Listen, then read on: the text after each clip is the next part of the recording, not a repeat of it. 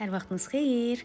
Can əti ilə maraqlı tərəvəzli yemək hazırlayıram. 2 ədəd soğanı uzun-uzun doğradım. Rəngli biberlər götürdüm 4 ədəd və tavada kərə yağı əlavə edirəm. Soğanları əlavə edirəm üzərinə. Ardınca doğranmış biberləri əlavə edirəm. Birlikdə qovurmağa başlayıram. Məsləhətdir ki, bir qədər uzun qovrula və təzə kartoşkalar, balaca kartoşkalara duz, istiot vurub airfry aparatında qoyuram bişməyə. Əsas mənim üçün odur ki, içi yaxşı bişsin. Sonra onu kərə yağında yaxşıca qızardacağam.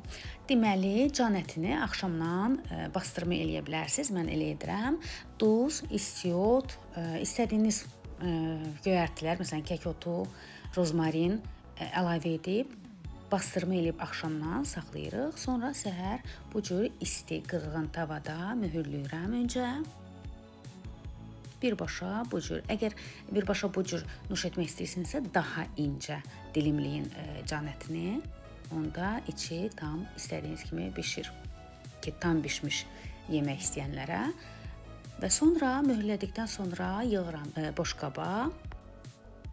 Və soğanla biberi necə uzun-uzun doğramışdım, bunları da incə uzun-uzun doğrayıram, çünki davamı var. Və tavaya kərə yağı qoyuram və kərə yağında həmin bu doğradığım can əti hissələrini yaxşı-yaxşı qızardıram, qovururam. Çox ləzzətli alınır. Gördüyünüz bu qaydada. Eyni zamanda kənarda soğan və biberlərim çox gözəl bir şəkildə qovrulmaqda davam edir. Və qovurduğum həmin ət hissələrini əlavə edirəm biberlərin üzərinə. Yaxşıca qarışdırıram birlikdə, dadları bir-birinə qarışsın.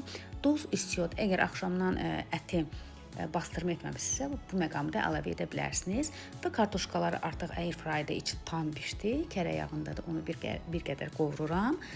Süfrəyə isə 2 cür təqdim edə bilərsiniz. Həm bu cür qabda tərəvəzlərlə birlikdə ayrıca kartoşkanı təqdim edə bilərik yanında. Gördüyünüz bu qaydada mən iceberg kələmi və yerküyü də əlavə etmişəm. Yeyirəm, çox gözəl, faydalıdır.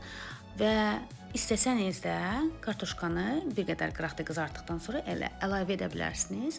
Biberlə ətin üzərinə onu da bir yerdə qarışdırıb dadlarının bir-birinə keçməsini təmin edə bilərsiniz. Hələlik videonu yaddaşa atmağı unutmayın.